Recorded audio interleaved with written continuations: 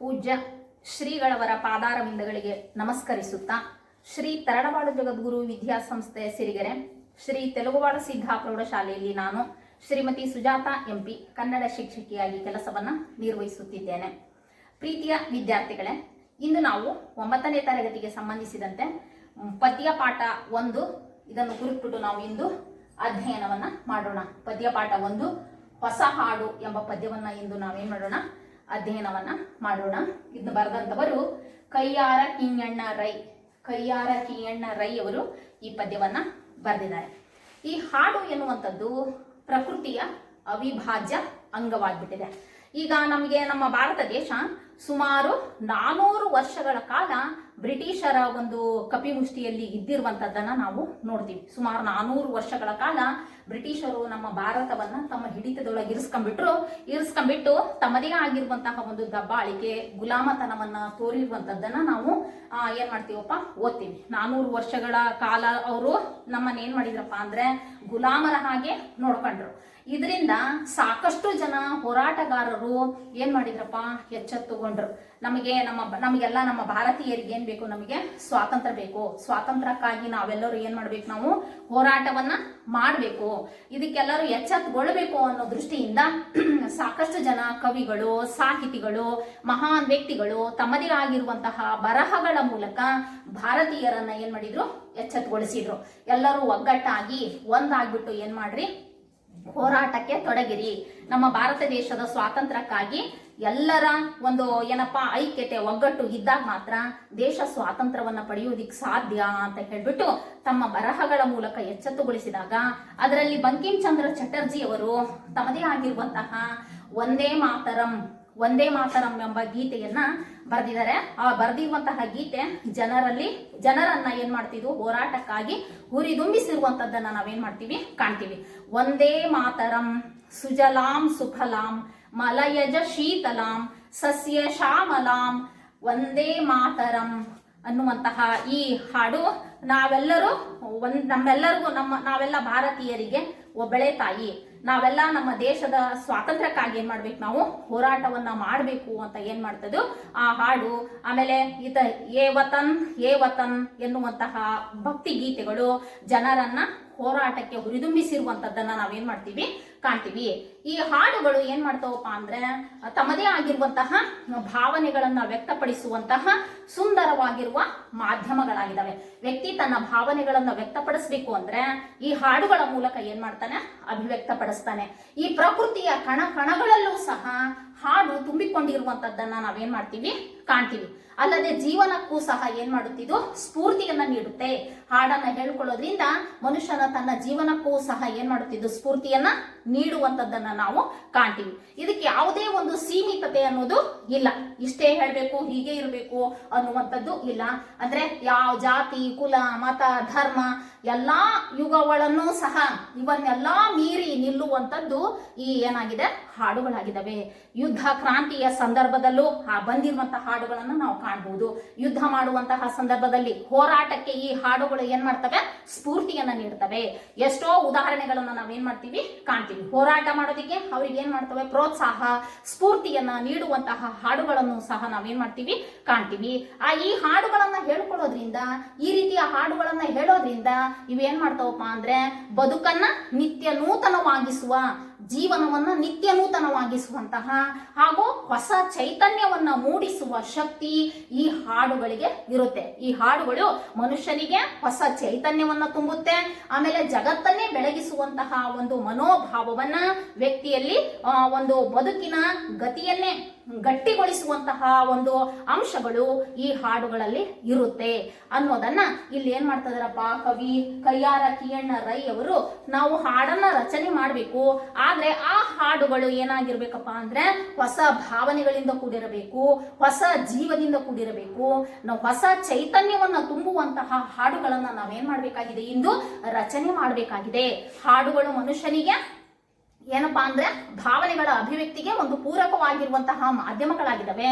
ಮನುಷ್ಯ ತನ್ನ ಭಾವನೆಗಳನ್ನ ವ್ಯಕ್ತಪಡಿಸಬೇಕು ಅಂದ್ರೆ ಹಾಡು, ಕತೆ, ಕವನ, ಕಾದಂಬರಿ ಇವುಗಳ ಮೂಲಕ ಏನ್ ಮಾಡ್ತಾ ಹೋಗ್ತಾನೆ, ವ್ಯಕ್ತಪಡಿಸ್ತಾ ಹೋಗ್ತಾನೆ. ಹಾಗೇನೆ ಇಲ್ಲಿ ಭಾವನೆಗಳು ಅಂದ್ರೆ ಅವನಿಗೆ ಯಾವ್ದಾ ರೀತಿಯಾದ್ರೂ ಈ ಹೋರಾಟಕ್ಕೆ ಸ್ಫೂರ್ತಿಯನ್ನ ನೀಡುವಂತಹ ಭಾವನೆಗಳಾಗಿರ್ಬಹುದು. ಆಮೇಲೆ ಆಟವನ್ನು ಆಡುವಂತಹ ಸಂದರ್ಭದಲ್ಲಿ ಪ್ರೋತ್ಸಾಹ ನೀಡುವ ಹಾಗೆ ಚಪ್ಪಾಳೆ ಚಪ್ಪಾಳೆ ಎನ್ನುವಂತಹ ಹಾಡು ಸಹ ಈ ಕ್ರೀಡೆಯಲ್ಲಿ ಭಾಗವಹಿಸಿದಂತಹ ಮಕ್ಕಳಿಗೂ ಸಹ ಸ್ಫೂರ್ತಿಯನ್ನ ನೀಡುವಂತವುಗಳು ಆಗಿದ್ದಾವೆ.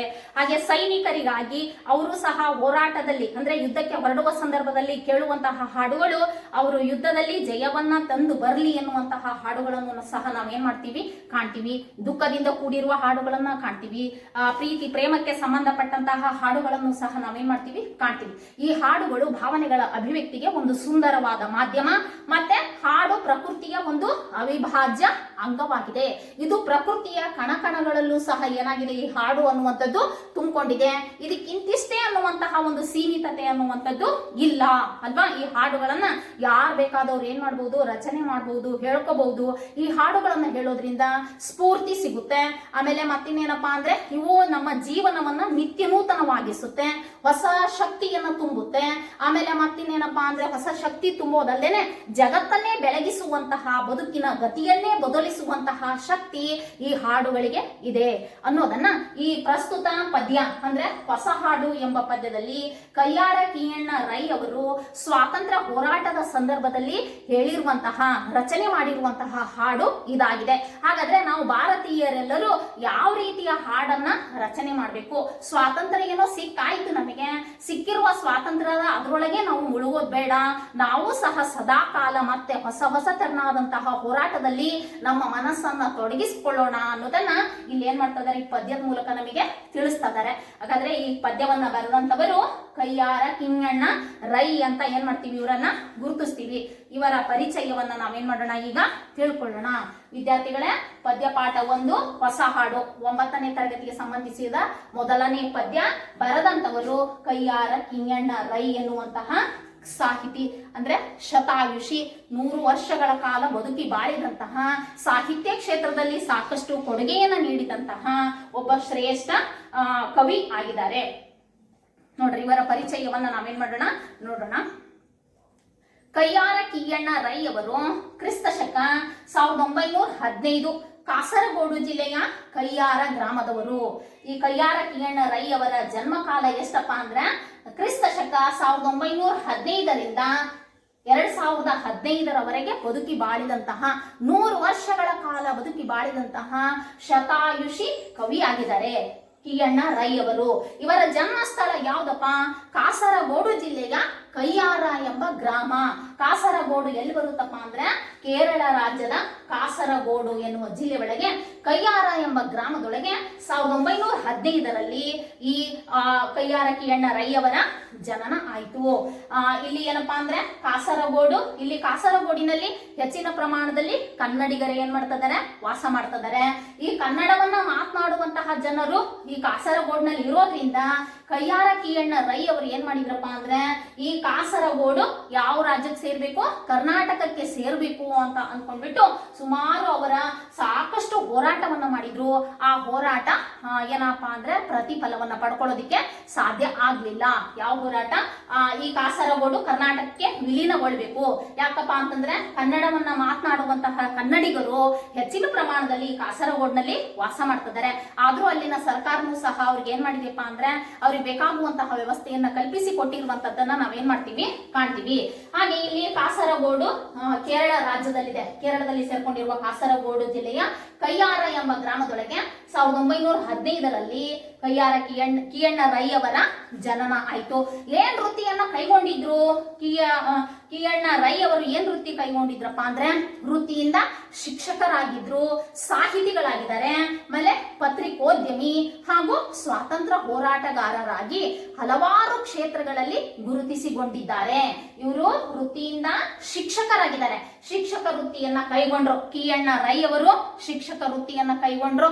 ತಮ್ಮ ಬಿಡುವಿನ ಅವಧಿ ಒಳಗೆ ಕೃತಿ, ಕವನಗಳನ್ನ, ಸಾಹಿತಿಗಳನ್ನ, ಕಥೆಗಳನ್ನ ಏನ್ ಮಾಡಿದಾರೆ ಅವರು ರಚನೆ ಮಾಡಿದ್ದಾರೆ. ಆಮೇಲೆ ಪತ್ರಿಕೋದ್ಯಮಿ, ಪತ್ರಿಕಾ ರಂಗದಲ್ಲಿ ಸಹ ಏನ್ ಮಾಡಿದಾರೆ ಅವರು ಸೇವೆಯನ್ನ ಸಲ್ಲಿಸಿದ್ದಾರೆ. ಅದು ಅಲ್ಲದೆ ನಮ್ಮ ಸ್ವಾತಂತ್ರ್ಯಕ್ಕಾಗಿ ಹೋರಾಟ ಮಾಡಿದಂತಹ ಸಾಕಷ್ಟು ಹೋರಾಟಗಾರರಲ್ಲಿ ಟಿ.ಎನ್. ರೈ ಅವರು ಸಹ ಏನಾಗಿದ್ದಾರೆ ಒಬ್ಬರಾಗಿದ್ದಾರೆ. ನೋಡ್ರಿ, ವೃತ್ತಿ ಶಿಕ್ಷಕರು, ಸಾಹಿತಿ, ಪತ್ರಿಕೋದ್ಯಮಿ ಹಾಗೂ ಸ್ವಾತಂತ್ರ್ಯ ಹೋರಾಟಗಾರರಾಗಿ ಇವರು ಏನ್ ಮಾಡಿದ್ದಾರೆ ಹಲವಾರು ಕ್ಷೇತ್ರಗಳಲ್ಲಿ ತಮ್ಮನ್ನ ಏನ್ ಮಾಡ್ಕೊಂಡಿದ್ದಾರೆ ಅವರು ಗುರುತಿಸಿಕೊಂಡಿದ್ದಾರೆ. ಇವರು ಬರೆದಿರುವಂತಹ ಪ್ರಮುಖ ಕೃತಿಗಳು ಯಾವುಪ? ಶ್ರೀಮುಖ, ಐಕ್ಯಗಾನ, ಪುನರ್ನವ ಚೇತನ ಮತ್ತು ಕೊರಗ, ಗಂಧವತಿ ಇವು ಕವನ ಸಂಕಲನಗಳು. ಇವ್ರು ಬರೆದಿರುವಂತಹ ಪ್ರಮುಖ ಕವನ ಸಂಕಲನಗಳು ಯಾವಪ್ಪ ಅಂದ್ರೆ ಶ್ರೀಮುಖ, ಐಕ್ಯಗಾನ, ಪುನರ್ನವ ಚೇತನ ಮತ್ತು ಕೊರಗ, ಗಂಧವತಿ ಎನ್ನುವಂತಹ ಕವನ ಸಂಕಲನಗಳನ್ನ ಬರೆದ್ರು. ಕವನ ಅಂದ್ರೆ ಹಾಡು, ಸಂಕಲನ ಅಂದ್ರೆ ಸಂಗ್ರಹ, ಹಾಡುಗಳ ಸಂಗ್ರಹ. ಒಂದೊಂದು ಶ್ರೀಮುಖ ಎನ್ನುವಂತಹ ಒಂದು ಪುಸ್ತಕ ಇದೆ ಅಂದ್ರೆ ಆ ಪುಸ್ತಕದೊಳಗೆ ಒಂದೇ ಕವನ ಇಲ್ಲ, ಸಾಕಷ್ಟು ಕವನಗಳ ಒಂದು ಸಂಗ್ರಹ ಇರುವಂತದ್ದನ್ನ ನಾವು ಕಾಣ್ತೀವಿ, ಒಂದಕ್ಕಿಂತ ಹೆಚ್ಚು. ಐಕ್ಯಗಾನ, ಪುನರ್ನವ ಚೇತನ ಮತ್ತು ಕೊರಗ, ಗಂಧವತಿ ಎನ್ನುವಂತಹ ಕವನ ಸಂಕಲನಗಳನ್ನು ಏನ್ ಮಾಡಿದ್ದಾರೆ ಟಿ.ಎನ್. ರೈ ಅವರು ಬರೆದಿದ್ದಾರೆ. ಆ ನಂತರ ಅವರು ಬರೆದಿರುವಂತಹ ವಿರಾಗಿಣಿ ಎನ್ನುವಂತಹ ಒಂದು ನಾಟಕವನ್ನ ಬರೆದ್ರು. ವಿರಾಗಿಣಿ ಎನ್ನುವಂತಹ ಒಂದು ನಾಟಕವನ್ನ ರಚನೆ ಮಾಡಿದ್ದಾರೆ. ಅನ್ನದೇವರು ಮತ್ತು ಇತರ ಕಥೆಗಳು ಎನ್ನುವಂಥದ್ದು ಸಣ್ಣ ಕಥಾ ಸಂಕಲನವಾಗಿದೆ. ಅನ್ನದೇವರು ಮತ್ತು ಇತರ ಕಥೆಗಳು ಅನ್ನುವಂಥದ್ದು ಏನದು ಸಣ್ಣ ಕಥಾ ಸಂಕಲನ, ಚಿಕ್ಕದಾಗಿರುವಂತಹ ಒಂದು ಕಥೆಗಳ ಸಂಗ್ರಹ ಆಗಿದೆ. ರತ್ನಾಕರ, ಪರಶುರಾಮ, ಎ.ಬಿ. ಶೆಟ್ಟಿ ಇದು ಜೀವನ ಚರಿತ್ರೆಗಳಾಗಿದ್ದಾವೆ.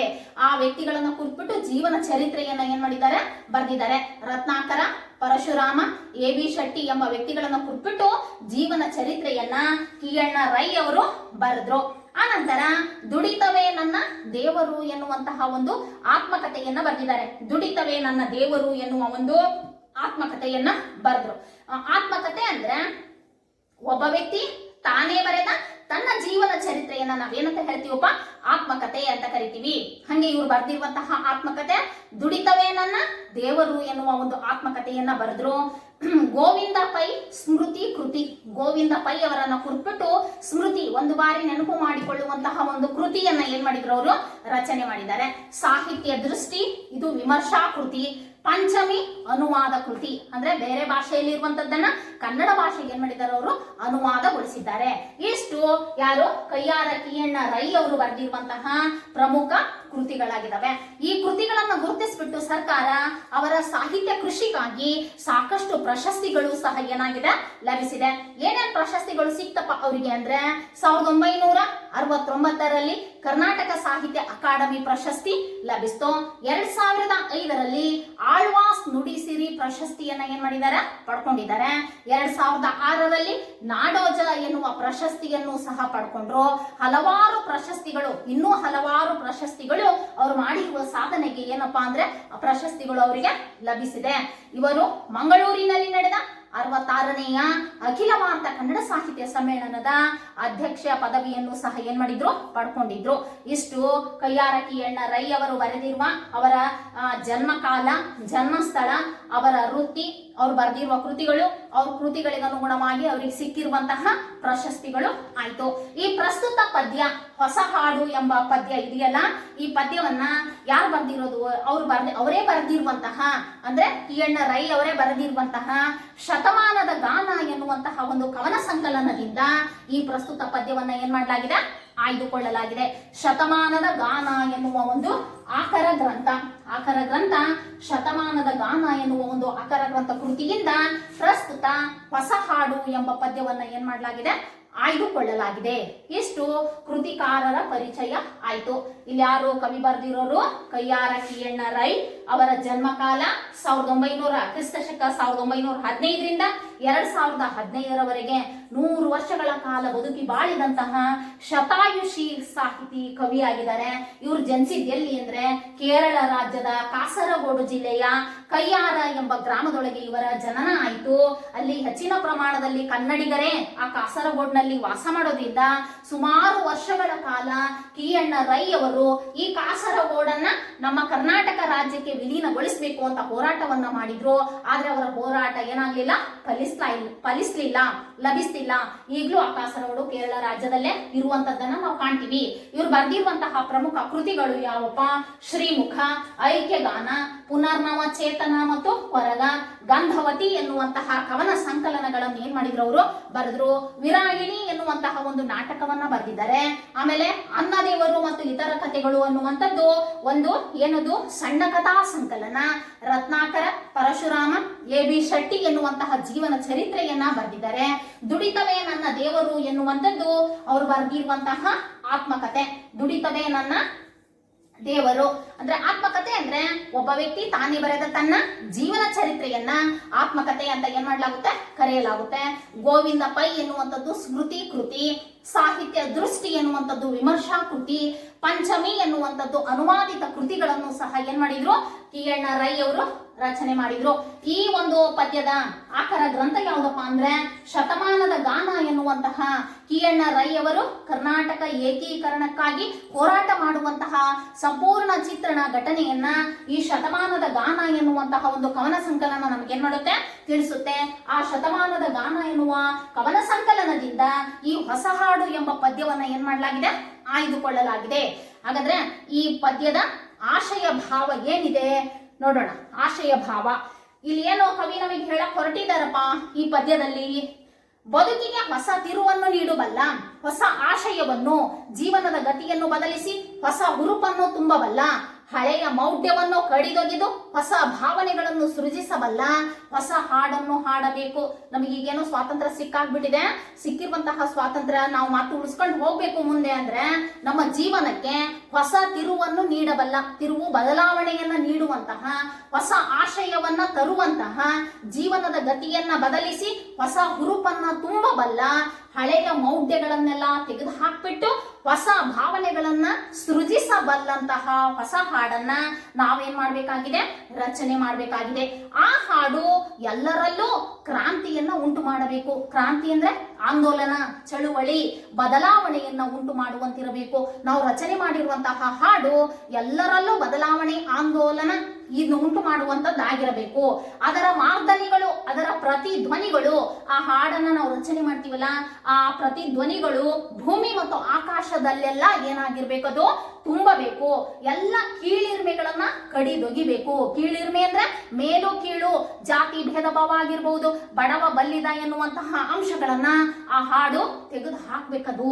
ಅಂತಹ ಹಾಡನ್ನ, ಹೊಸ ಹುರುಪನ್ನ ತುಂಬುವ ಹಾಡನ್ನ ನಾವೇನ್ ಮಾಡ್ಬೇಕಾಗಿದೆ, ರಚನೆ ಮಾಡ್ಬೇಕು ಅನ್ನೋದನ್ನ ಈ ಪದ್ಯದ ಮೂಲಕ ಕವಿ ನಮಗೆ ತಿಳಿಸ್ತಿದ್ದಾರೆ.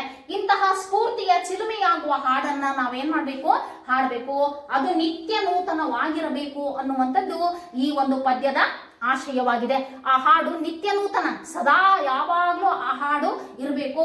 ಜನರಿಗೆ ಏನ್ ತೆರೆದಿರ್ಬೇಕದು, ಹೊಸ ಚೈತನ್ಯ, ಹೊಸ ಸ್ಫೂರ್ತಿ, ಹೊಸ ಭಾವನೆಗಳಿಂದ ಕೂಡಿರುವಂತಹ ಹಾಡನ್ನ ನಾವು ರಚನೆ ಮಾಡಬೇಕು ಅನ್ನೋದನ್ನ ಕಿಯಣ್ಣ ರೈ ಅವರು ಈ ಪದ್ಯದ ಮೂಲಕ ನಮ್ಗೆ ಏನ್ ಮಾಡ್ತಾ ಇದಾರೆ, ಅವರು ತಿಳಿಸ್ತಾ ಇದ್ದಾರೆ. ನೋಡ್ರಿ, ಪದ್ಯ ಪಾಠ 1 ಹೊಸ ಹಾಡು. ವಿದ್ಯಾರ್ಥಿಗಳೇ, ನೀವು ಪಠ್ಯವನ್ನೆಲ್ಲ ತೆಗೆದಿದ್ದೀರಿ. ಈ ಪಠ್ಯದಲ್ಲಿ ಇರುವಂತಹ ಮೊದಲನೇ ಪದ್ಯ ಭಾಗ ಹೊಸ ಹಾಡು ನಾನು ಹೇಳ್ತಾ ಹೋಗ್ತೇನೆ, ನೀವು ನೋಡ್ತಾ ಹೋಗ್ಬೇಕು. ಹಾಗೆ ಅರ್ಥವನ್ನು ಸಹ ಏನ್ ಮಾಡ್ಬೇಕಾಗುತ್ತೆ, ನೀವು ಗ್ರಹಿಸ್ಕೋಬೇಕಾಗುತ್ತೆ. ಮಧ್ಯದಲ್ಲಿ ಬರುವಂತಹ ಪದಗಳ ಅರ್ಥನೂ ಸಹ ನೀವೇನ್ ಮಾಡ್ಬೇಕಾಗುತ್ತೆ, ನೋಡ್ಕೋಬೇಕಾಗುತ್ತೆ. ಇಲ್ಲಿ ವ್ಯಾಕರಣಾಂಶದ ದೃಷ್ಟಿಯಿಂದ ಪದಗಳ ಅರ್ಥನೂ ಸಹ ಪರೀಕ್ಷೆ ಒಳಗೆ ಏನ್ ಮಾಡ್ತಾರೆ, 1 ಅಂಕದ ಒಂದು ಪ್ರಶ್ನೆಯನ್ನು ಏನ್ ಮಾಡ್ತಾರೆ ಅವರು ಕೇಳೋದ್ರಿಂದ ಮಧ್ಯದಲ್ಲಿ ಬರುವಂತಹ ಪದಗಳ ಅರ್ಥವನ್ನ ಏನ್ ಮಾಡ್ಬೇಕಾಗುತ್ತೆ, ನೀವು ನೋಡ್ಕೋಬೇಕು. ನೋಡ್ರಿ, ಒಂದ್ಸಾರಿ ಏನ್ ಮಾಡ್ತೇನೆ, ನಾನು ಪದ್ಯವನ್ನ ಹೇಳ್ತೇನೆ, ನೀವು ನೋಡ್ಕೊಳ್ರಿ.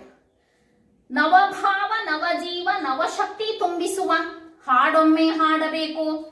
ತೀವ್ರತರ ಗಂಭೀರ ಭಾವನೆಯ ತೆರೆಮಸಗಿ ವೀರ ಧ್ವನಿ ಏರಬೇಕು. ಜಾತಿ ಕುಲ ಮತ ಧರ್ಮ ಪಾಶಗಳ ಕಡಿದೊಗೆದು ಎದೆ ಹಿಗ್ಗಿ ಹಾಡಬೇಕು. ಯುಗ ಯುಗಗಳಾಚೆಯಲ್ಲಿ ಲೋಕ ಲೋಕಾಂತದಲ್ಲಿ ಆ ಹಾಡು ಗುಡುಗಬೇಕು. ಉನ್ನತೋನ್ನತ ಘನ ಹಿಮಾದ್ರಿ ಶಿಖರವನೇರಿ ಹಾಡಲ್ಲಿ ಹಾಡಬೇಕು. ಹಾಡು ನುಡಿ ಗುಂಡುಗಳು ಹಾರಿ ದಶ ದಿಕ್ಕಿನಲ್ಲಿ ಭಯದ ಬೆನ್ನಟ್ಟಬೇಕು. ನೋಡ್ರಲ್ಲಿ ಕವಿ ಹೇಳಕ್ ಹೊರಟಿದ್ದಾರೆ, ಏನಪ್ಪಾ ಹಾಡನ್ನ ನಾವು ರಚನೆ ಮಾಡಿದ್ರೆ ಹೇಗಿರ್ಬೇಕು ಹಾಡು ಅನ್ನೋದನ್ನ ಈ ನುಡಿ ಒಳಗೆ ನಮಗೇನ್ ಮಾಡ್ತಾ ಹೋಗ್ತಿದ್ದಾರೆ, ತಿಳಿಸ್ತಾ ಹೋಗ್ತಿದ್ದಾರೆ. ನವಭಾವ ನವಜೀವ ನವಶಕ್ತಿ ತುಂಬಿಸುವ ಹಾಡೊಮ್ಮೆ ಹಾಡಬೇಕು, ತೀವ್ರತರ ಗಂಭೀರ ಭಾವನೆಯ ತೆರೆಮಸಗಿ ವೀರ ಧ್ವನಿ ಏರಬೇಕು. ಇಲ್ಲೇನ್ ಹೇಳ್ತಿದ್ದಾರೆ ಅಂದ್ರೆ ಸ್ವಾತಂತ್ರ್ಯ ಸಿಕ್ಕಂತಹ ಸಂದರ್ಭದಲ್ಲಿ ಕವಿ ಈ ಪದ್ಯವನ್ನ ಬರೆದಿರುವಂತದ್ದಾಗಿದೆ. ನಮಗೆ ಸ್ವಾತಂತ್ರ್ಯ 1947ರಲ್ಲಿ ಸಿಕ್ತು. ಆ ಸಿಕ್ಕಂತಹ ಸಂದರ್ಭದಲ್ಲಿ ಎಲ್ಲಾ ಭಾರತೀಯರಿಗೂ ಸಂಭ್ರಮ, ಸಡಗರ, ಹಬ್ಬದ ವಾತಾವರಣ ಅನ್ನೋದು ಕಂಡು ಬರ್ತಿತ್ತು. ಆ ಸಂದರ್ಭದಲ್ಲಿ ಕವಿ ಏನ್ ಮಾಡಿದ್ದಾರೆ, ಈ ಪದ್ಯವನ್ನ ಬರೆದಿದ್ದಾರೆ. ಸ್ವಾತಂತ್ರ್ಯ ಸಿಕ್ಬಿಟ್ಟಿದೆ ಅಂತ ಹೇಳ್ಬಿಟ್ಟು ಸಂಭ್ರಮ ಸಡಗರದೊಳಗೆ ಏನ್ ಮಾಡಿದ್ದಾರೆ, ನಾವೇನು ಸಮಯವನ್ನ ಕಳೀತಾ ಇದ್ದೀವಿ, ಆ ಸಂದರ್ಭದಲ್ಲಿ ನಮಗೆ ಎಚ್ಚೆತ್ತುಗೊಳಿಸ್ತಾ ಇದ್ದಾರೆ. ಯಾರು? ಕಯ್ಯಾರ ಕಿಯ್ಯಣ್ಣ ರೈ ಅವರು. ನೀವು ಸಹ ಅವ್ರು ಏನ್ ಹೇಳ್ತಾ ಇದಾರೆ, ಕವಿ ಬರೆದಿರುವಂತಹ ಪದ್ಯ, ಆ ಪದ್ಯ ನವಭಾವ ನವಜೀವ ನವಶಕ್ತಿ ತುಂಬಿಸುವ ಹಾಡೊಮ್ಮೆ ಹಾಡಬೇಕು. ನೋಡ್ರಿ, ನಾವು ರಚನೆ ಹೇಳಕ್ ಹೊರಟಿರುವಂತಹ ಹಾಡು ಹೇಗಿರ್ಬೇಕು? ನವಭಾವ, ನವ ಅಂದ್ರೆ ಹೊಸ ತೆರನಾದಂತಹ ಭಾವನೆಗಳಿಂದ ಹಾಡು ಕೂಡಿರಬೇಕು. ನವಜೀವ, ನವಜೀವ ಅಂದ್ರೆ ಹೊಸ ತೆರನಾದಂತಹ ಒಂದು ಏನಪ್ಪಾ ಜೀವ, ಜೀವ ಅಂದ್ರೆ ಶಕ್ತಿ. ಇಲ್ಲಿ ನವಭಾವ ಹೊಸ ತೆರನಾದಂತಹ ಭಾವವನ್ನ ವ್ಯಕ್ತಪಡಿಸುವಂತದ್ದು. ನವಜೀವ ಅಂದ್ರೆ ಹೊಸ ಚೈತನ್ಯವನ್ನ ತುಂಬುವಂತದ್ದು. ನವ ಚೈತನ್ಯ, ಹೊಸ ಚೈತನ್ಯವನ್ನ ತುಂಬುವಂತಹ ಹಾಡನ್ನ ನಾವು ರಚನೆ ಮಾಡಬೇಕಾಗಿದೆ. ನವಶಕ್ತಿ, ಹೊಸದಾಗಿರುವ ಶಕ್ತಿ ಬರ್ಬೇಕು ನಮಗೆ. ಯಾವುದಕ್ಕಾಗಿ? ಹೋರಾಟ ಮಾಡೋದಕ್ಕಾಗಿ. ಹೋರಾಟ ಮಾಡೋದಕ್ಕೋಸ್ಕರ ಹೊಸ ಭಾವನೆಗಳಿಂದ ಕೂಡಿರುವ ಹಾಡನ್ನ ರಚನೆ ಮಾಡಬೇಕು. ನವ ಜೀವ ಅಂದ್ರೆ ಹೊಸ ಚೈತನ್ಯವನ್ನ, ಹೊಸ ಹುರುಪನ್ನ ತುಂಬುವಂತಹ ಹಾಡನ್ನ ರಚಿಸಬೇಕು. ಹೊಸ ಶಕ್ತಿಯನ್ನು ತುಂಬಿಸುವಂತಹ, ನವ ಶಕ್ತಿಯನ್ನು ತುಂಬಿಸುವಂತಹ ಹಾಡೊಮ್ಮೆ ನಾವೇನ್ ಮಾಡ್ಬೇಕಾಗಿದೆ, ರಚನೆ ಮಾಡ್ಬೇಕಾಗಿದೆ. ನೋಡ್ರಿ, ತೀವ್ರತರ ಗಂಭೀರ ಭಾವನೆಯ ತೆರೆಮಸಗಿ ವೀರ ಧ್ವನಿ ಏರಬೇಕು. ಪದಗಳ ಅರ್ಥ ನೋಡ್ರಿ ಇಲ್ಲಿ.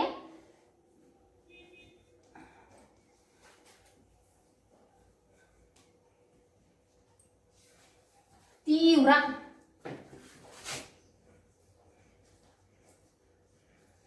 ತೀವ್ರ ಅಂದ್ರೆ ಏನ್ ಬರುತ್ತಪ್ಪ ಇಲ್ಲಿ ಅಂದ್ರೆ ಹರಿತ, ರಭಸ. ತೀವ್ರ ಅಂದ್ರೆ ಹರಿತ, ರಭಸ ಅಂತ ಏನ್ ಮಾಡ್ತೀವಿ, ಹೇಳ್ತೀವಿ. ನೋಡ್ರಿ, ನವಭಾವ ನವಜೀವ ನವಶಕ್ತಿ ತುಂಬಿಸುವ. ನವಭಾವ ಹೊಸ ಭಾವನೆಗಳನ್ನ ವ್ಯಕ್ತಪಡಿಸುವಂತದ್ದಾಗಿರ್ಬೇಕು. ಅದನ್ನೇ ಹೇಳಿದ್ದನ್ನೇ ಹೇಳುವಂತದ್ದಾಗಿರಬಾರ್ದು. ನವಜೀವ ಅಂದ್ರೆ ಹೊಸ ಚೈತನ್ಯವನ್ನ ತುಂಬುವಂತದ್ದಾಗಿರಬೇಕು. ಹೊಸ ಶಕ್ತಿಯನ್ನು ತುಂಬಿಸುವಂತಹ ಹಾಡನ್ನ ನಾವೇನ್ ಮಾಡ್ಬೇಕಾಗಿದೆ, ಹಾಡ್ಬೇಕಾಗಿದೆ. ತೀವ್ರತರ ಗಂಭೀರ ಭಾವನೆಯ ತೆರೆಮಸಗಿ. ತೀವ್ರ ಅಂದ್ರೆ ಹರಿತವಾಗಿ, ರಭಸವಾಗಿ, ಗಂಭೀರ ಭಾವನೆಗಳು, ಗಂಭೀರವಾಗಿರುವಂತಹ ಭಾವನೆಗಳು.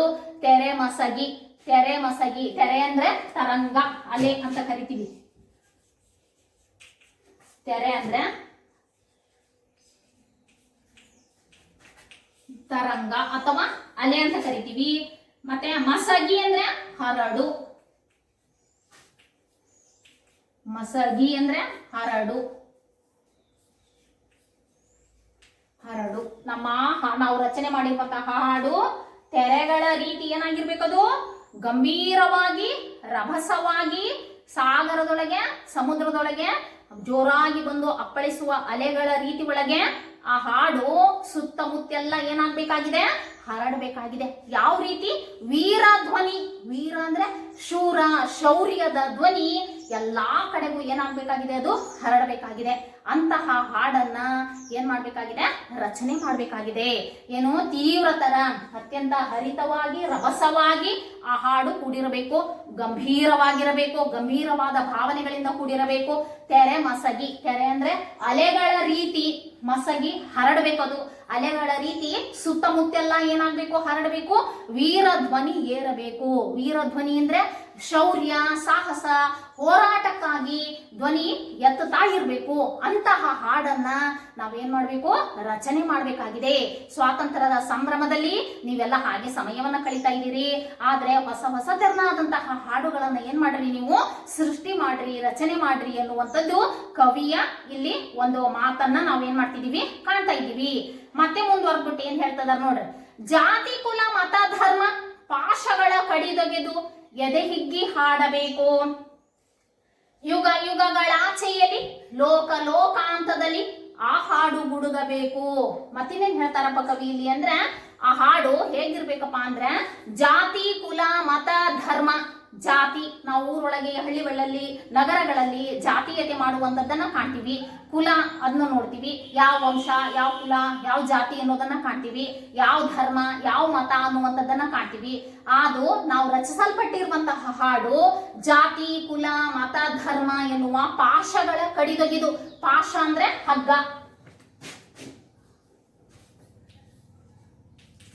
ಪಾಶ ಅಂದ್ರೆ ಹಗ್ಗ, ಕುಣಿಕೆ ಅಂತ ಹೇಳ್ತೀವಿ. ಅಲ್ಲಿ ಈ ಜಾತಿ, ಕುಲ, ಮತ, ಧರ್ಮ ಎನ್ನುವಂತಹ ಹಗ್ಗವನ್ನ ಕಡಿದು ಕತ್ತರಿಸಿ ಹಾಕ್ಬೇಕದು. ನಾವು ರಚಿಸಲ್ಪಟ್ಟಿರುವಂತಹ ಹಾಡು ಜಾತಿ, ಕುಲ, ಮತ, ಧರ್ಮ ಎನ್ನುವಂತಹ ಅಂಶಗಳು, ಭೇದ ಭಾವ ಮಾಡುವಂತಹ ಅಂಶಗಳನ್ನ ನಾವೇನ್ ಮಾಡ್ಬೇಕಾಗಿದೆ? ಕತ್ತರಿಸಿ ಹಾಕ್ಬೇಕಾಗಿದೆ. ಕತ್ತರಿಸಿ ಹಾಕ್ಬೇಕು. ಎದೆ ಹಿಗ್ಗಿ ಹಾಡಬೇಕು. ಹಿಗ್ಗಿ ಸಂಭ್ರಮ ಸಡಗರದೊಳಗೆ ಆ ಹಾಡನ್ನ ನಾವೇನ್ ಮಾಡ್ಬೇಕಾಗಿದೆ? ಹಾಡಬೇಕಾಗಿದೆ. ಅದು ಹಾಡು ಏನಾಗಿರ್ಬೇಕಪ್ಪ? ಸರ್ವರಲ್ಲೂ ಸಮಾನತೆಯನ್ನ ತರುವಂತದ್ದಿರ್ಬೇಕು. ನಮ್ ಜಾತಿ, ಆ ಜಾತಿ, ಈ ಕುಲ, ಈ ಧರ್ಮ ಎನ್ನುವಂತಹ ಭೇದ ಭಾವ ಮಾಡುವ ಹಾಡನ್ನ ರಚನೆ ಮಾಡೋದು ಬೇಡ. ಸಮಾನತೆಯನ್ನ ಸೃಷ್ಟಿ ಮಾಡುವಂತಹ ಹಾಡನ್ನ ಏನ್ ಮಾಡ್ಬೇಕಾಗಿದೆ? ರಚನೆ ಮಾಡ್ಬೇಕಾಗಿದೆ ಅಂತ ಕಯ್ಯಾರ ಕಿಯಣ್ಣ ರೈ ಅವರು ಈ ಪದ್ಯದ ಮೂಲಕ ನಮ್ಗೆ ಏನ್ ಮಾಡ್ತಾ ಇದಾರೆ? ತಿಳಿಸ್ತಾ ಇದ್ದಾರೆ. ಯುಗ ಯುಗಗಳ ಆಚೆಯಲ್ಲಿ, ಲೋಕ ಲೋಕಾಂತದಲ್ಲಿ ಆ ಹಾಡು ಗುಡುಗಬೇಕು. ಯುಗ ಯುಗಗಳ ಆಚೆಯಲ್ಲಿ ನಾವು ರಚಿಸಲ್ಪಟ್ಟಿರುವ, ಕವಿ ಹೇಳಕ್ ಹೊರಟಿರುವಂತಹ ಈ ಹಾಡು ಯುಗ ಯುಗಗಳ ಆಚೆಯಲ್ಲಿ ಎಷ್ಟು ಸಾವಿರಾರು ವರ್ಷಗಳು ಕಳೆದು ಹೋದ್ರೂ ಸಹ ಲೋಕ ಲೋಕಾಂತದಲ್ಲಿ, ಲೋಕ ಅಂದ್ರೆ ಜಗತ್ತು, ಲೋಕಗಳನ್ನು ಮೀರಿರುವಂತಹ ಹಾಡನ್ನ ನಾವೇನ್ ಮಾಡ್ಬೇಕಾಗಿದೆ? ಗುಡುಗ್ಬೇಕಾಗಿದೆ. ಗುಡುಗ್ಬೇಕು ಅಂದ್ರೇನು? ರಚನೆ ಮಾಡ್ಬೇಕು. ಆ ಹಾಡು ಯುಗ ಯುಗಗಳ ಆಚೆಯಲ್ಲಿ ನಮ್ಮ ಊರು, ಸೀಮೆ, ಪ್ರದೇಶವನ್ನ ಮೀರಿ ಹೋಗಿರ್ಬೇಕು. ಲೋಕ ಲೋಕಾಂತದಲ್ಲಿ, ಲೋಕ ಅಂದ್ರೆ ಜಗತ್ತು, ಲೋಕಾಂತ ಅಂದ್ರೆ ಲೋಕಗಳನ್ನು ಮೀರಿದ, ಲೋಕಾಂತ.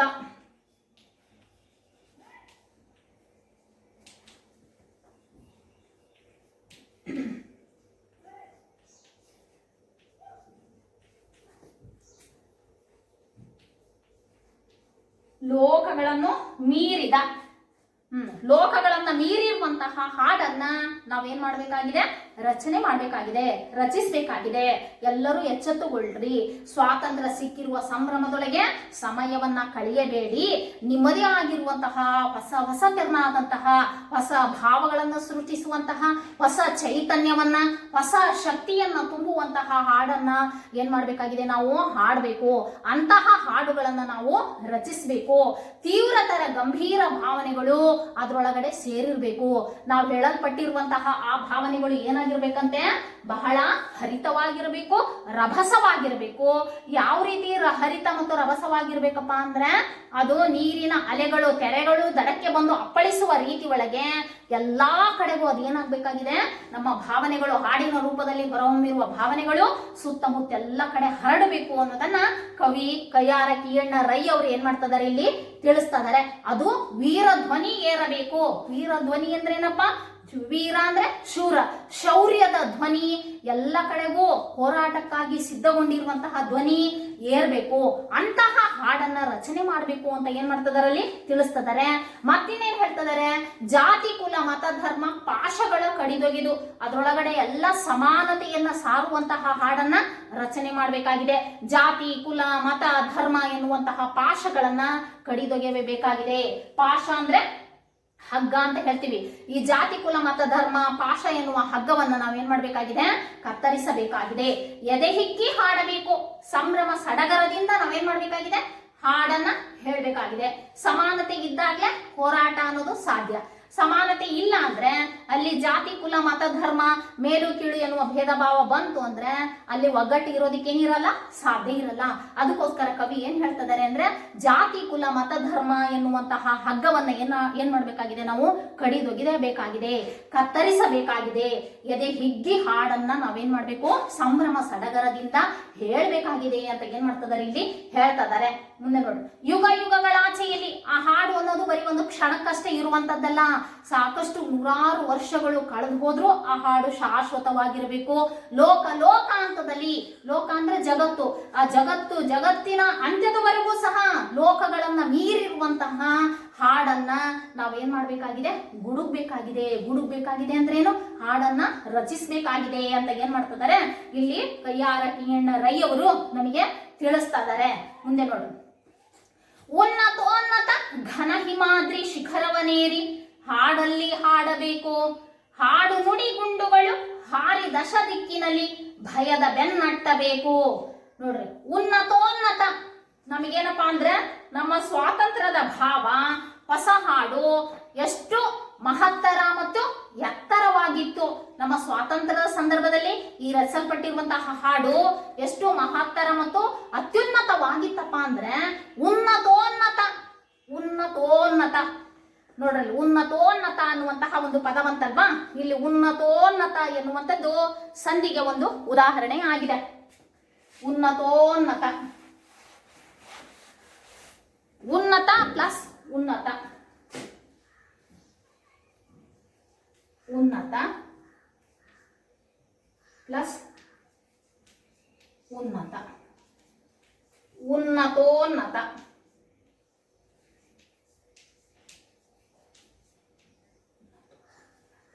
ನೋಡ್ರಿ, ಉನ್ನತೋನ್ನತ. ಇಲ್ಲಿ ಉನ್ನತ ಮತ್ತು ಉನ್ನತ ಅಂದಾಗ ಉನ್ನತೋನ್ನತ ಓ ಎನ್ನುವಂಥದ್ದು ಆದೇಶವಾಗಿ ಬಂತು.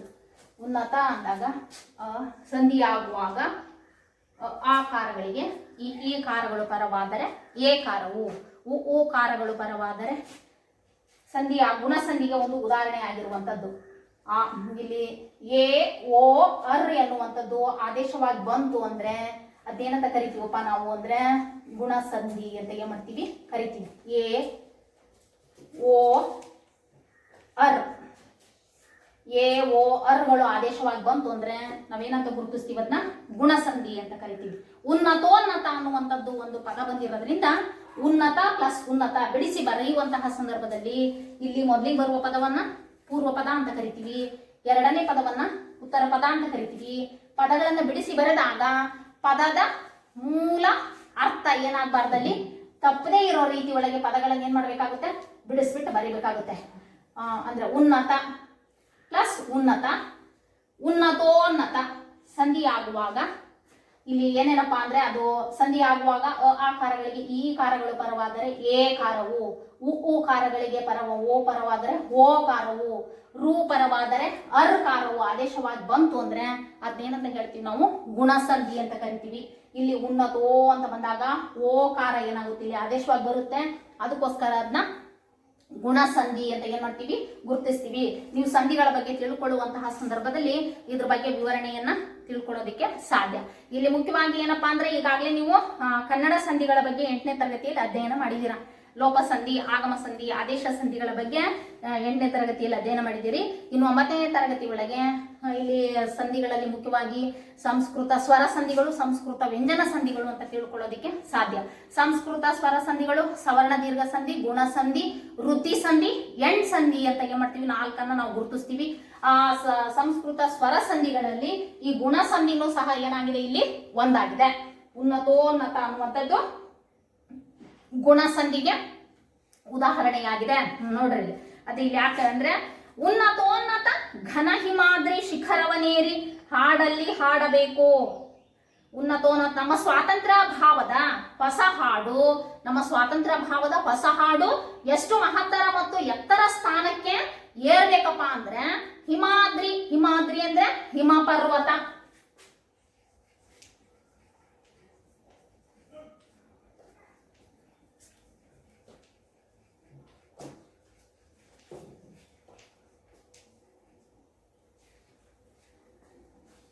ಹಿಮಾದ್ರಿ, ಹಿಮಾದ್ರಿ ಅಂದ್ರೆ ಏನಪ್ಪ ಇಲ್ಲಿ ಹಿಮ ಪರ್ವತ ಅಂತ ಹೇಳ್ತೀವಿ, ಹಿಮಾಲಯ ಪರ್ವತ ಅಂತ ಹೇಳ್ತೀವಿ ಅಲ್ವಾ. ಹಿಮಾಲಯ ಪರ್ವತದಷ್ಟೇ ಶಿಖರವನೇರಿ ಅಷ್ಟು ಎತ್ತರದಲ್ಲಿ ಆ ಹಾಡು ಅನ್ನೋದು ಏನಾಗಿರ್ಬೇಕು ರಚಿಸಲ್ಪಟ್ಟಿರಬೇಕು. ಉನ್ನತೋನ್ನತ ಘನ ಹಿಮಾದ್ರಿ, ಘನ ಅಂದ್ರೆ ಶ್ರೇಷ್ಠ, ಹಿಮಾದ್ರಿ ಅಂದ್ರೆ ಹಿಮ ಪರ್ವತ, ಹಿಮ ಪರ್ವತ ಶಿಖರವನೇರಿ ಹಾಡಲ್ಲಿ ಹಾಡಬೇಕು. ಆ ನಮ್ಮ ಸ್ವಾತಂತ್ರ್ಯ ಭಾವದ ಹೊಸ ಹಾಡು ಎಷ್ಟು ಮಹತ್ತರ ಮತ್ತು ಎತ್ತರದ ಸ್ಥಾನದಲ್ಲಿ ಇರ್ಬೇಕಪ್ಪ ಅಂದ್ರೆ ಹಿಮ ಪರ್ವತದಷ್ಟು, ಹಿಮ ಪರ್ವತದಷ್ಟು ಆ ಶಿಖರವನ್ನೇ ಏರ್ಬಿಟ್ಟು ಹಾಡುವಂತಹ ಹಾಡನ್ನ ರಚಿಸಬೇಕಾಗಿದೆ ಅಂತ ಏನ್ ಮಾಡ್ತಿದ್ದಾರೆ ಇಲ್ಲಿ ಕವಿ ನಮಗೆ ತಿಳಿಸ್ತಿದ್ದಾರೆ. ಹಾಡು ನುಡಿ ಗುಂಡುಗಳು ಹಾರಿ ದಶ ದಿಕ್ಕಿನಲ್ಲಿ ಭಯದ ಬೆನ್ನಟ್ಟಬೇಕು. ನಾವು ಹೇಳಕ್ ಹೊರಟಿರುವಂತಹ ಹಾಡು, ನುಡಿ ಅಂದ್ರೆ ಮಾತು, ನುಡಿ ಅಂದ್ರೆ ಏನಿಲ್ಲಿ ಮಾತು. ನಾವು ಹಾಡಿನ ಮೂಲಕ ಹೇಳಕ್ ಹೊರಟಿರ್ತೀವಲ್ಲ, ಈ ಮಾತುಗಳು ಗುಂಡುಗಳು, ಹಾಡಿನ ನುಡಿ ಮಾತುಗಳು. ಗುಂಡುಗಳು ಅಂದ್ರೆ ನಾವು ಈಗ ಯುದ್ಧವ ನಡೆದಿರುವಂತಹ ಸಂದರ್ಭದಲ್ಲಿ ಮದ್ದು ಗುಂಡುಗಳನ್ನ ಏನ್ ಮಾಡ್ತಿರ್ತಾರೆ, ಬಳಕೆ ಮಾಡ್ತಿರ್ತಾರಲ್ಲ, ಹಂಗೆ ನಾವು ಹೇಳಕ್ ಹೊರಟಿರುವಂತಹ ಹಾಡಿನ ಮಾತುಗಳು ಹಾರಿ ದಶ ದಿಕ್ಕಿನಲ್ಲಿ, ಎಲ್ಲಾ ದಿಕ್ಕುಗಳಲ್ಲೂ, ದಶ ದಿಕ್ಕುಗಳಲ್ಲೂ ಸಹ, ಸುತ್ತಮುತ್ತ ಎಲ್ಲಾ ಕಡೆಗೂ ಸಹ ಆ ಹಾಡಿನ ಮಾತುಗಳು ಹೊರ ಹೊಮ್ಮಬೇಕಾಗಿದೆ. ಅಲ್ಲೇನು ಭಯದ ಬೆನ್ನಟ್ಟಬೇಕು. ಬೆನ್ನಟ್ಟು ಅಂದ್ರೆ ಓಡಿಸ್ಕೊಂಡು ಹೋಗ್ಬೇಕು. ಭಯವನ್ನೇ ಓಡಿಸಿಕೊಂಡು ಹೋಗುವಂತಹ ಹಾಡನ್ನ ರಚಿಸಬೇಕಾಗಿದೆ ಅಂತ ಏನ್ ಮಾಡ್ತಿದ್ದಾರೆ ಇಲ್ಲಿ ಕಯ್ಯಾರ ಕಿಯಣ್ಣ ರೈ ಅವರು ಈ ಪದ್ಯದ ಮೂಲಕ ನಮಗೆ ಸ್ವಾತಂತ್ರ್ಯದ ಸಂಭ್ರಮದೊಳಗೆ ಕವಿ ಬರೆದಿರುವ ಪದ್ಯ ಆದ್ರೂ ಅಂತ ಸಂದರ್ಭದಲ್ಲಿ ಭಾರತೀಯರಿಗೆ ಏನ್ ಮಾಡ್ತಿದಾರೆ, ಅವರು ಎಚ್ಚರಿಕೆಯನ್ನ ಕೊಡ್ತಿದ್ದಾರೆ. ಸ್ವಾತಂತ್ರ್ಯ ಸಿಕ್ಬಿಡ್ತು ಅಂತ ಹೇಳ್ಬಿಟ್ಟು ನೀವೆಲ್ಲ ಏನ್ ಮಾಡ್ಬೇಡ್ರಿ, ಅಜ್ಞಾನದಿಂದ ಸಮಯವನ್ನ ಕಳೆಯಬೇಡಿ. ನೀವೆಲ್ಲ ಸದಾಕಾಲ ಎಚ್ಚೆತ್ತುಕೊಳ್ಬೇಕು ಅಂದ್ರೆ ಹೊಸ ಹೊಸ ತೆರನಾದಂತ ಹಾಡುಗಳನ್ನ ಏನ್ ಮಾಡ್ಬೇಕು, ನೀವು ರಚನೆ ಮಾಡ್ಬೇಕು ಅನ್ನೋದನ್ನ ಇವ್ರ ಮೂಲಕ ನಮಗೆ ತಿಳಿಸ್ತಿದ್ದಾರೆ. ಉನ್ನತೋನ್ನತ ಘನ ಹಿಮಾದ್ರಿ.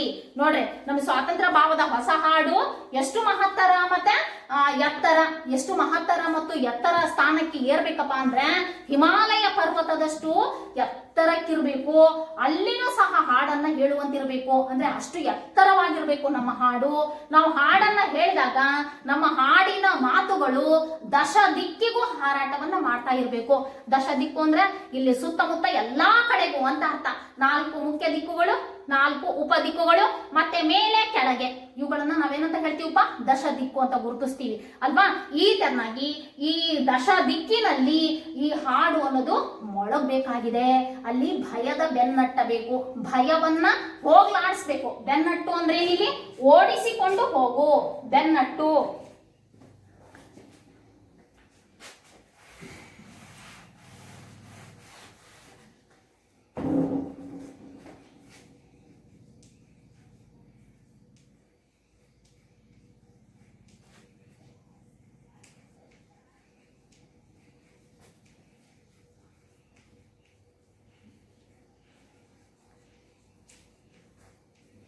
ಓಡಿಸಿಕೊಂಡು ಹೋಗು, ಬೆನ್ನಟ್ಟು ಅಂದ್ರೆ ಓಡಿಸಿಕೊಂಡು ಹೋಗು.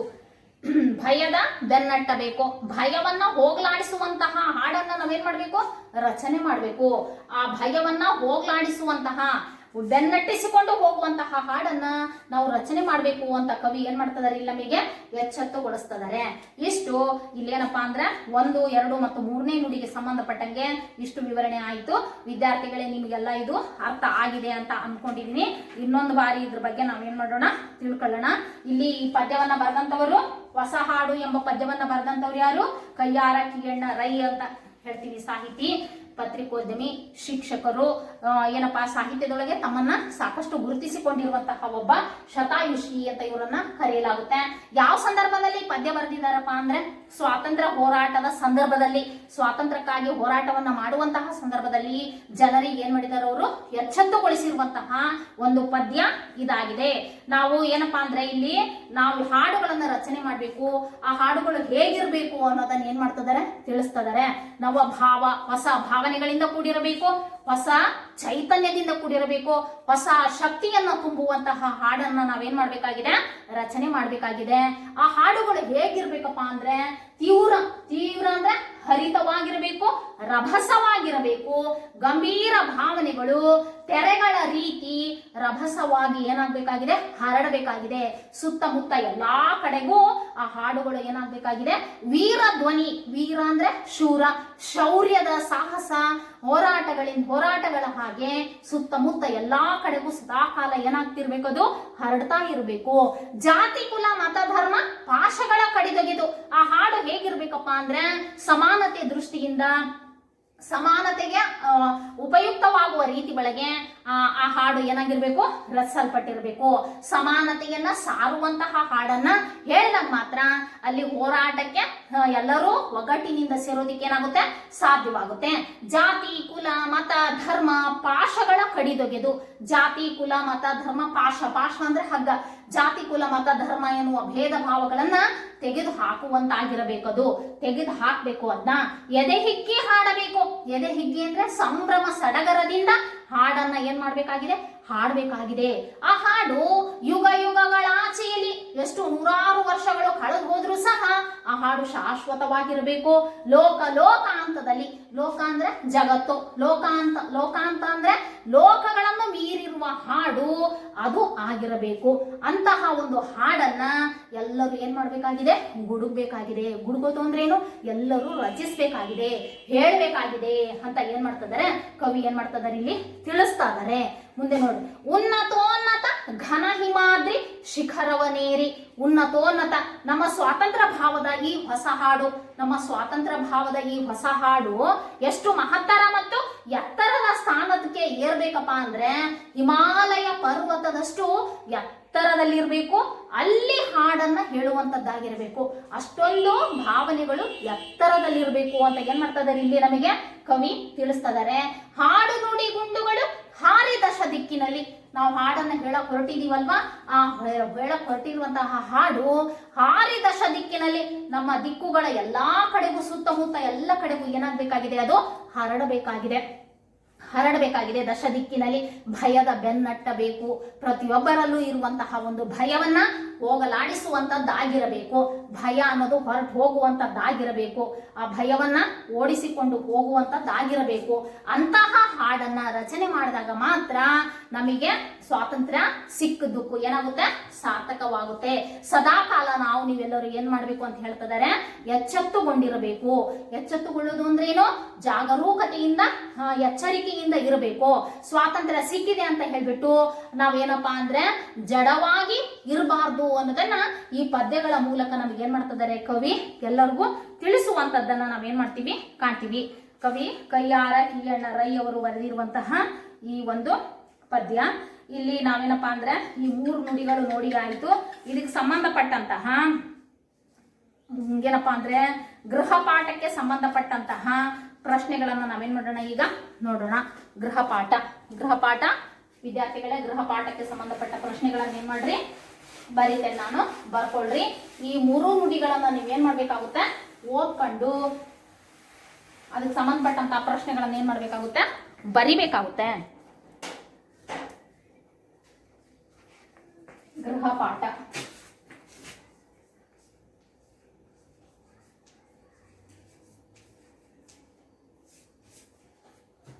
ಕವಿ ಎಂತಹ ಹಾಡು, ಕವಿ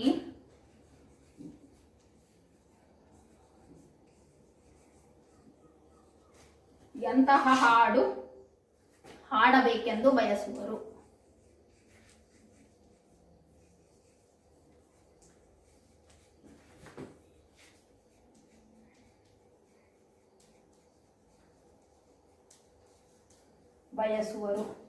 ವೀರಧ್ವನಿ ಹೇಗೆ ಏರಬೇಕು,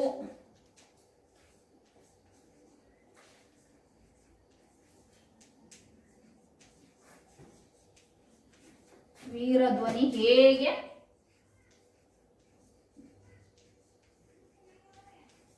ಏರಬೇಕು.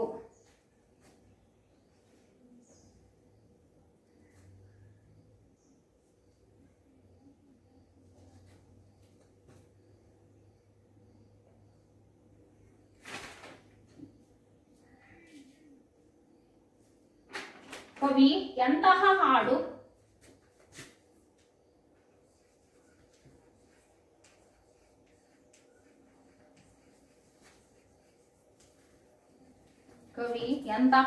ಹುಡುಗಬೇಕು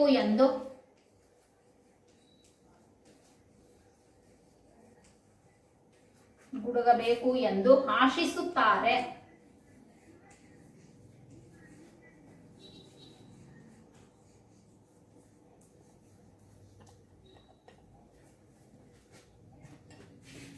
ಕಡಿದೊಗೆಯಬೇಕಾದ ಪಾಶಗಳು ಯಾವುವು,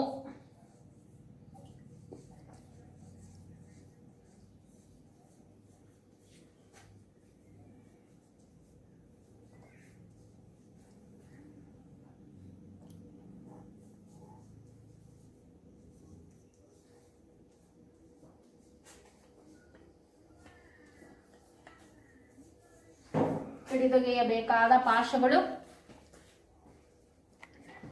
ಯಾವುವು.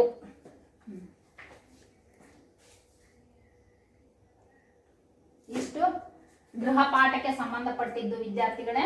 ನೀವು ಈಗ ಹೇಳಿರುವಂತಹ ಪದ್ಯದ ನುಡಿಗಳನ್ನ ಏನ್ ಮಾಡ್ಬೇಕಾಗುತ್ತೆ, ನೀವು ಓದ್ಕೊಂಡು ಅರ್ಥ ಮಾಡ್ಕೊಂಡು ಈ ಕೊಟ್ಟಂತಹ ಪ್ರಶ್ನೆಗಳಿಗೆ ಏನ್ ಮಾಡ್ಬೇಕಾಗುತ್ತೆ, ಉತ್ತರವನ್ನ ಬರಿಬೇಕಾಗುತ್ತೆ. ಗೃಹ ಪಾಠದಲ್ಲಿ ಮೊದಲೇ ಪ್ರಶ್ನೆ ಯಾವ್ದಪ್ಪ ಅಂದ್ರೆ, ಕವಿ ಎಂತಹ ಹಾಡು ಹಾಡಬೇಕೆಂದು ಬಯಸುವರು. ಮೊದಲೇ ನುಡಿ ಒಳಗೆ ಈ ಪ್ರಶ್ನೆಗೆ ಉತ್ತರ ಅನ್ನೋದು ಸಿಗುತ್ತೆ. ಎರಡನೇದು, ವೀರ ಧ್ವನಿ ಹೇಗೆ ಏರಬೇಕು. ವೀರ ಧ್ವನಿ ಹೇಗೆ ಏರಬೇಕು. ಮೂರನೇದು, ಕವಿ ಎಂತಹ ಹಾಡು ಗುಡುಗಬೇಕು ಎಂದು ಆಶಿಸುತ್ತಾರೆ. ಮೊದಲನೇದೊಳಗೆ ಎಂತಹ ಹಾಡು ಹಾಡಬೇಕೆಂದು ಅಂತ ಹೇಳಿದ್ರೆ, ಕವಿ ಎಂತಹ ಹಾಡು ಗುಡುಗಬೇಕು ಎಂದು ಆಶಿಸುತ್ತಾರೆ. ನೆಕ್ಸ್ಟ್, ಕಡಿದೊಗೆಯಬೇಕಾದ ಪಾಶಗಳು ಯಾವುವು. ಪಾಶ ಅಂದ್ರೆ ಹಗ್ಗ. ಕಡಿದೊಗೆಯಬೇಕಾದ ಪಾಶಗಳು ಯಾವುವು. ಈ 4 ಪ್ರಶ್ನೆಗಳಿಗೆ ಈ ಕೊಟ್ಟಂತಹ 3 ನುಡಿಗಳಲ್ಲಿ ಉತ್ತರ ಇದೆ. ನೀವು ಈ ಪದ್ಯದ ಸಾಲುಗಳನ್ನ ಓದ್ಕೊಂಡು ಅರ್ಥ ಮಾಡ್ಕೊಂಡು ಈ ಪ್ರಶ್ನೆಗಳಿಗೆ ಉತ್ತರವನ್ನ ಬರಿಬೇಕಾಗುತ್ತೆ. ವಿದ್ಯಾರ್ಥಿಗಳೇ, ಈ 4 ಪ್ರಶ್ನೆಗಳಿಗೆ ಓದ್ಕೊಂಡು ನೀವೇನ್ ಮಾಡ್ಬೇಕಾಗುತ್ತೆ, ಪ್ರಶ್ನೆಯನ್ನ ಬರ್ಕೊಂಡು ಬರ್ರಿ. ಮುಂದಿನ ತರಗತಿ ಒಳಗೆ ಉಳಿದ ಪದ್ಯದ ನುಡಿಗಳನ್ನ ಅಧ್ಯಯನ ಮಾಡೋಣ. ಧನ್ಯವಾದಗಳು.